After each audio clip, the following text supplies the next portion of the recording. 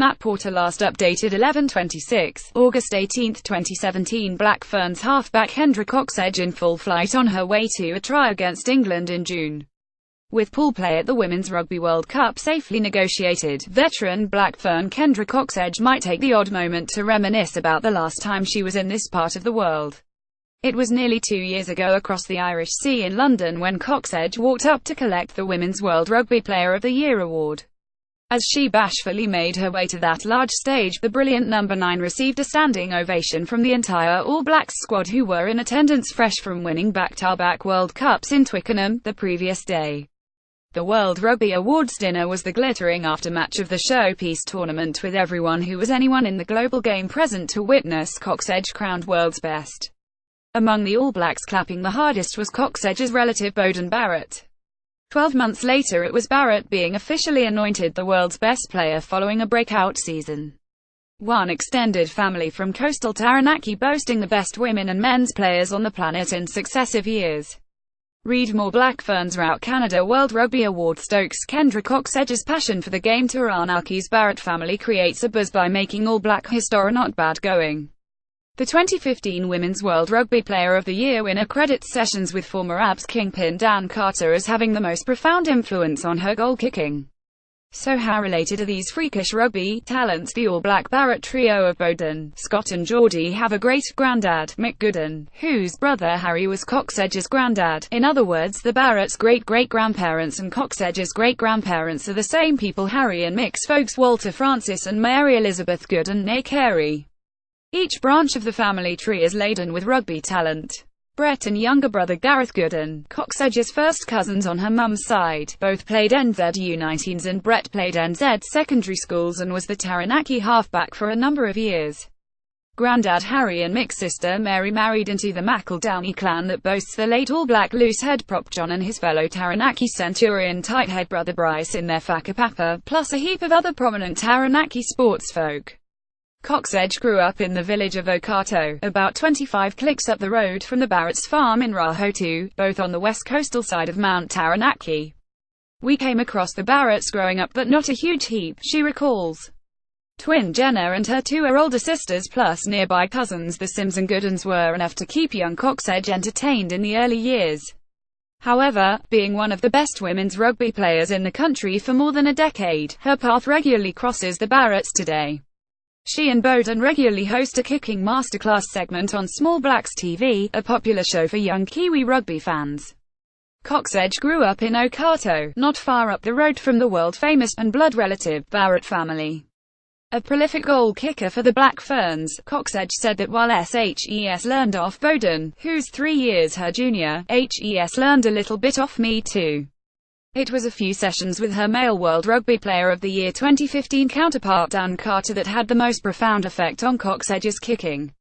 It was more about the processes with kicking. Carter didn't like to change technique too much because everyone has their own style. There was just little wee things he gave me, how many steps you take back, where you look, follow through and all that kind of stuff. Cocksedge now hosts a kicking segment with Beauden Barrett on Small Blacks TV and says while Shes learned off him, Hes learned a little off me too. Cocksedge is one of the few New Zealand women to make a full-time living out of rugby, courtesy of her job as a New Zealand rugby women's coordinator for the Crusaders region. In the role she regularly runs into the younger Barretts, Crusader Scott and Geordie, when he was playing provincial rugby for Canterbury. Into her 18th month in the gig, Cocksedge still feels pretty lucky to make a full-time living out of the sport she loves.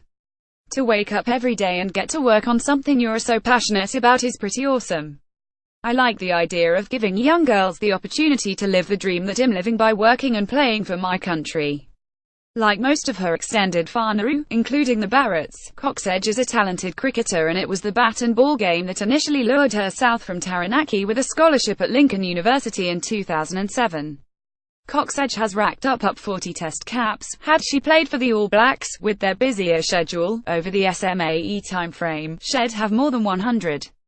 However, later that year the then 19-year-old was first selected for the Black Ferns, and it's been rugby ever since. She rationalizes the really hard decision to make between rugby and cricket this way: rugby's 80 minutes whereas cricket's 6 hours. Being a halfback, I touch the ball all the time. With cricket, I might not touch the ball for a couple of hours. Now in her 11th year in the Black Ferns with 40 tests under her belt, Cocksedge is the second most capped player in the team in Ireland to contest the World Cup and one of its key leaders. If she had been a male playing for the All Blacks for that duration, she would have played well over 100 tests given the far greater frequency the All Blacks play. Long-term captain Firo Famauzuli, playing in her 5th global tournament, racked up 50 caps in the Black Ferns final pool match against Canada Friday morning NZT, with the Black Ferns routing them 485, becoming the first New Zealand women to do so. Cocksedge is also a skilled player of the abbreviated version of the game and was a member of the NZ team that won the inaugural Women's Sevens World Series in 2013. The women's game in New Zealand and around the world has undergone a profound evolution during her decade at the top. It's been through so much growth. When I grew up in Okato, I was the only girl playing against all the boys. I think there was 2 or 3 girls playing in the whole of Taranaki. Now girls are able to play with other girls from a young age, and there's definite pathways for them. Pathways that she is helping create in her day job. She lauds the efforts of New Zealand Rugby to grow the women's game. When Cocksedge first started in the national team, there was a main coach and an assistant and not many other support staff. Now there are 3 coaches and the likes of a media manager and doctor that travels with the team.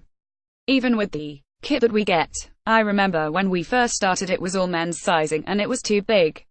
We still appreciated anything we got because we were playing for our country, but now we get properly fitted stuff. Just little things like that. It's pretty crazy how far we've come. SHE's also wrapped that Sky Sport are well on board televising all the World Cup matches live. Another improvement Cocksedge has noted over the years is the greater level of preparation for big tournaments. The Black Ferns had a June series against Canada, Australia and England prior to the current World Cup. We never used to have big games like that leading into past World Cups, so they are hugely important for us, as were the weekend camps. For the record, the Black Ferns beat the Canadians and the Aussies but lost to reigning world champs England in the lead-up series. England, the world's only fully professional women's team, shape as the biggest obstacle between Cocksedge and her second World Cup triumph to go alongside the 2010 Black Ferns win she was such a big part of. The women in white easily took care of Spain 565, Italy 5,613 and the USA 4,726 in their opening 3 matches, while the Black Ferns were impressive in their 4,412 first-up win over Wales, followed by the record-equaling 12-10 romp over Hong Kong and the win against Canada Friday morning. Cocksedge bagged a 31-point haul in the game against Hong Kong, comprising 1 try and 13 conversions. The Black Ferns will meet the USA in one semi-final in Belfast on Thursday NZT, and if they can beat them, and the English get past their opponents France in the other semi, then a rematch of their June encounter looms. England are a world-class side, but we're pretty positive that we can beat them. We found some stuff we can counteract their game with, Cocksedge said without going into detail. Losing to them in June was character building. It made the girls work super hard on their own little things over the last few weeks. We're ready for it now, bring it on. Matt Porter is an Australian-based freelance journalist. Stuff.